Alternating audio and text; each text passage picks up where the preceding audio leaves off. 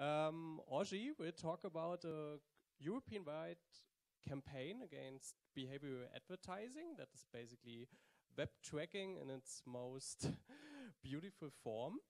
And as far as I know, this is one of the biggest campaigns we have post-GDPR. And just to let you know, Digitale Gesellschaft is one of those organizations that filed the complaints at the data protection authorities, and all the rest, Ozzy will present you all the rest. Please give a warm round of applause to Ozzy.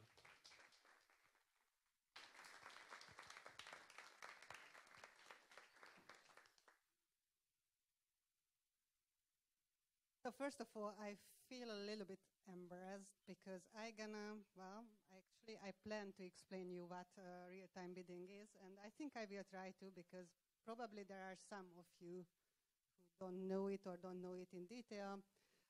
But the thing is that I would like to ask you not to ask me technological questions, because I'm actually a moral philosopher and working for this organization as an advocacy officer. So what I do is I organize people to do stuff.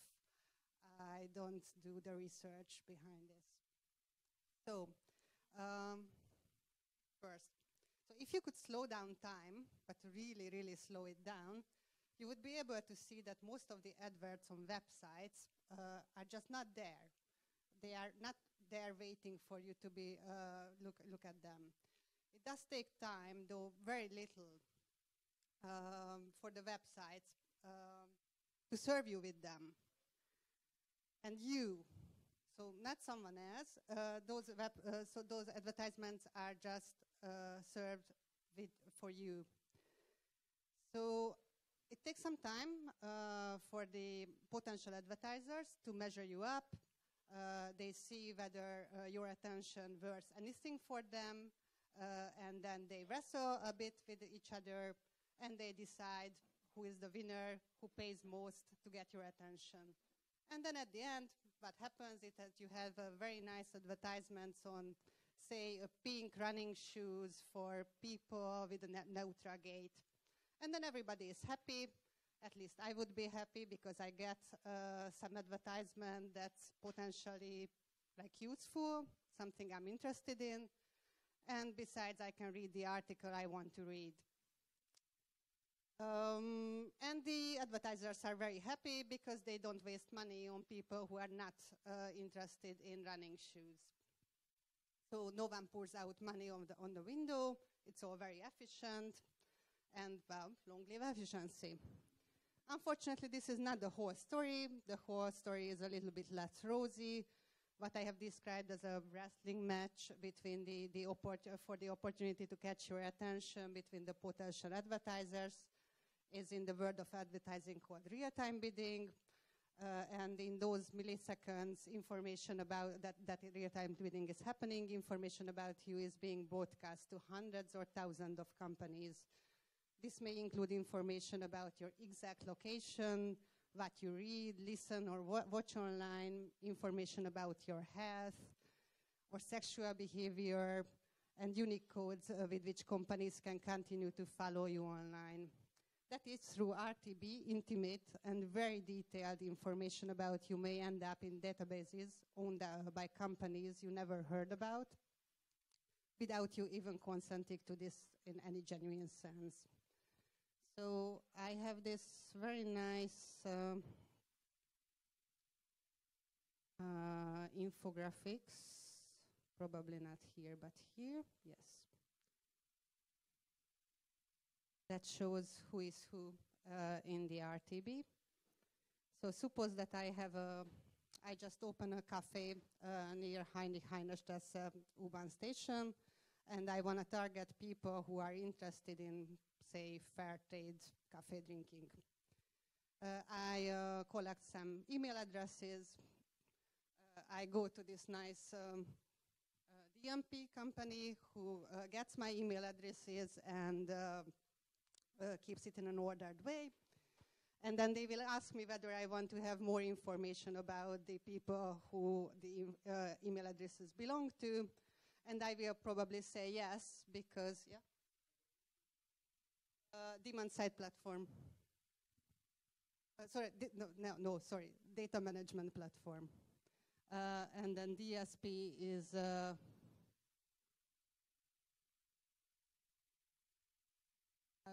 just a moment.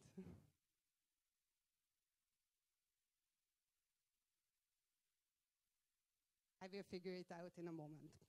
So DMP is basically Cambridge Analytica. So they are the companies that have an order, that have a big database of people. They keep it in ordered way, and then so I give them my email addresses.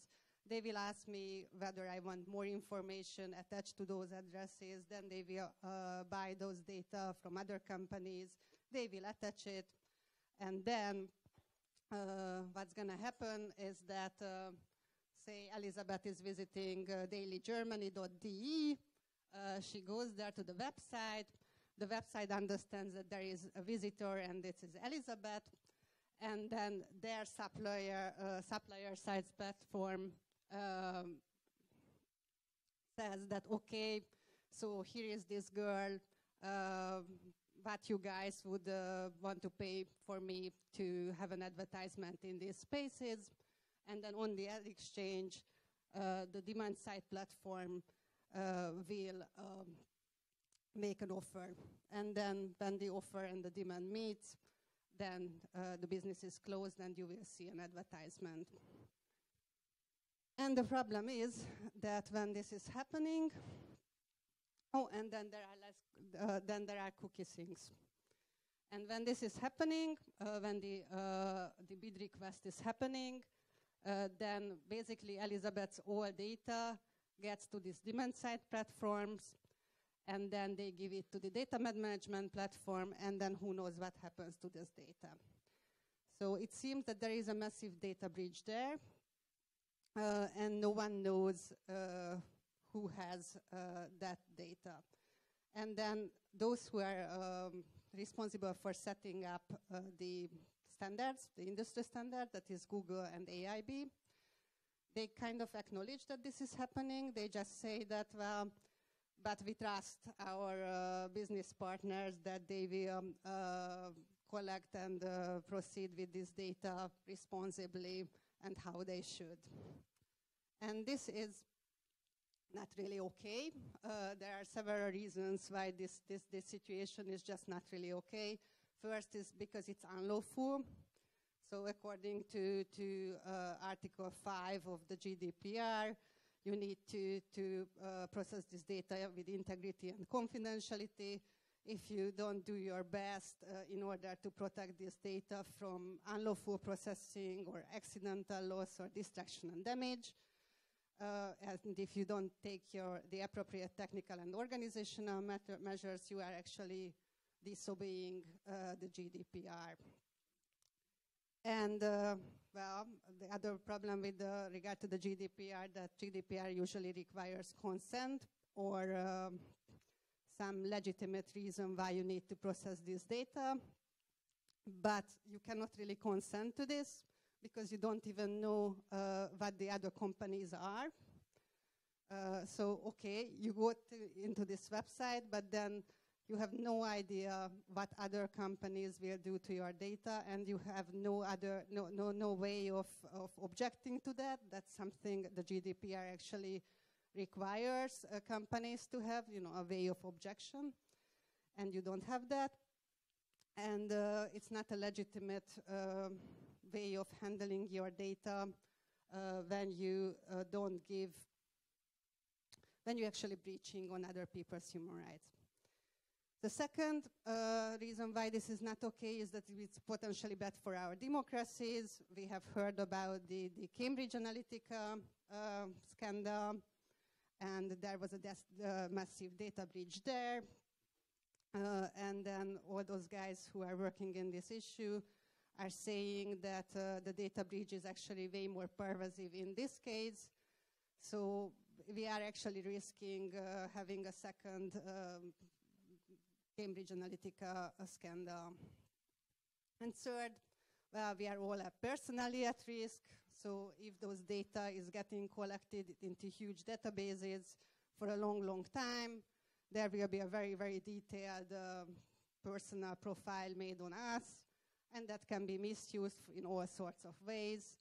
But depending on where you are, it can actually have an influence on your job market opportunities. It can have an influence on whether you're gonna be able to close an insurance and so on and so forth. And fourth, the system is such that it incentivizes fringe websites.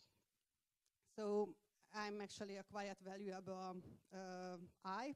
That is, my attention may well be quite valuable because, you know, I just, you know, make a middle-class salary and so on and so forth.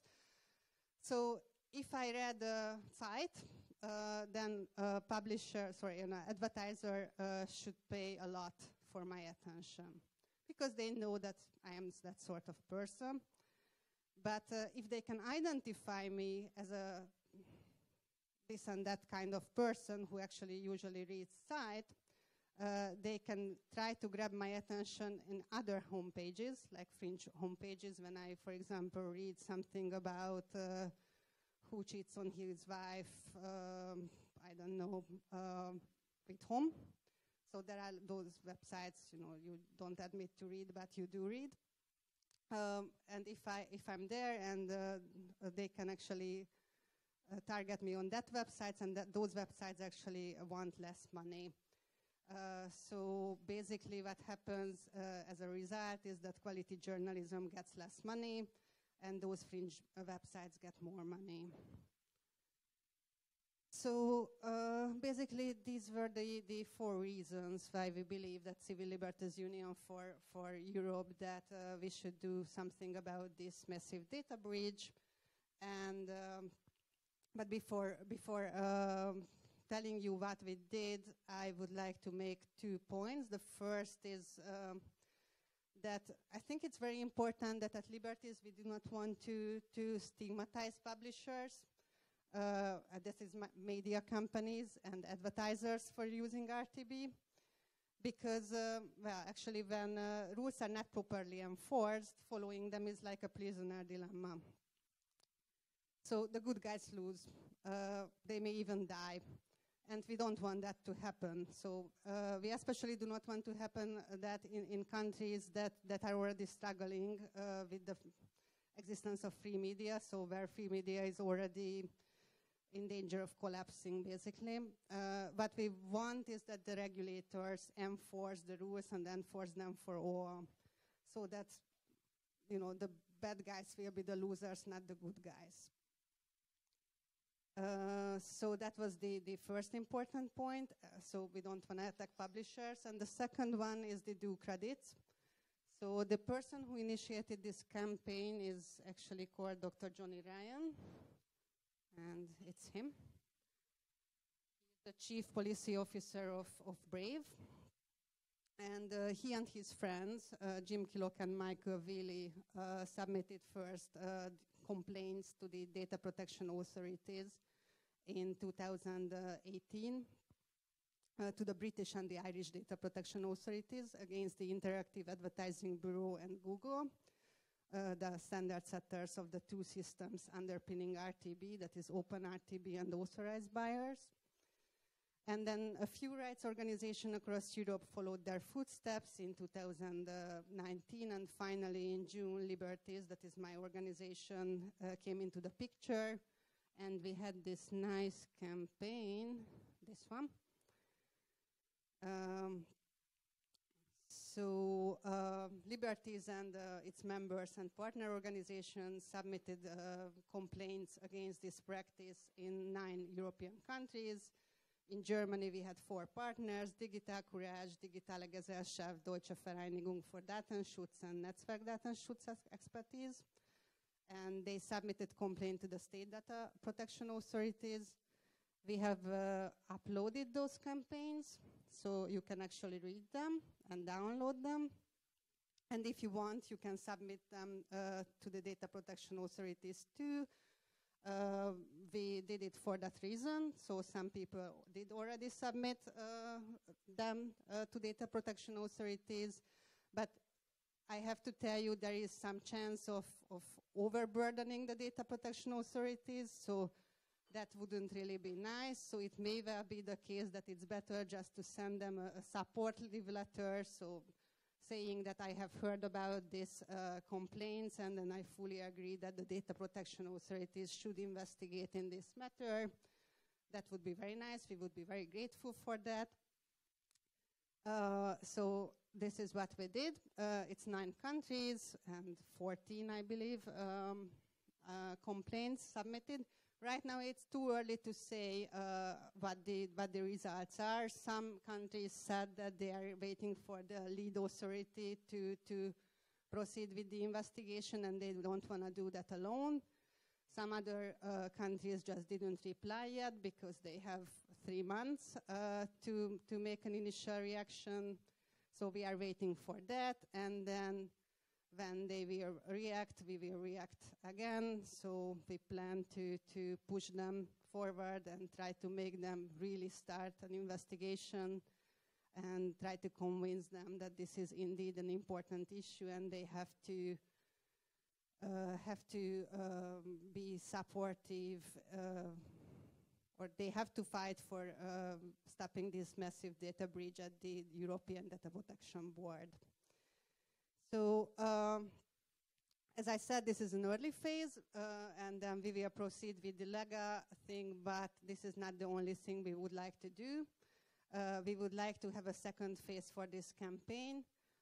I swear to God that I will not tell you what the second phase will be, not because, because for strategic reasons it's just not a good idea, but I also swore to God that I will ask you to support our second phase. So how to do this? Well, please, there is this very nice newsletter we have.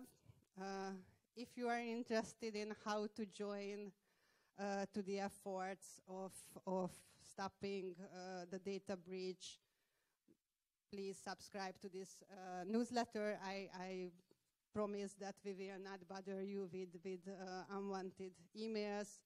It's about our campaigns.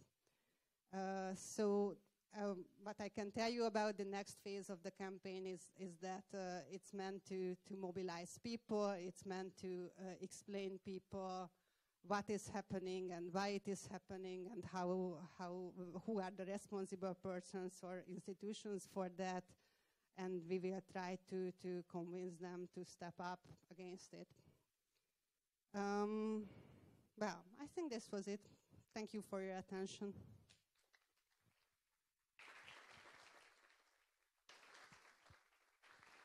So, thank you.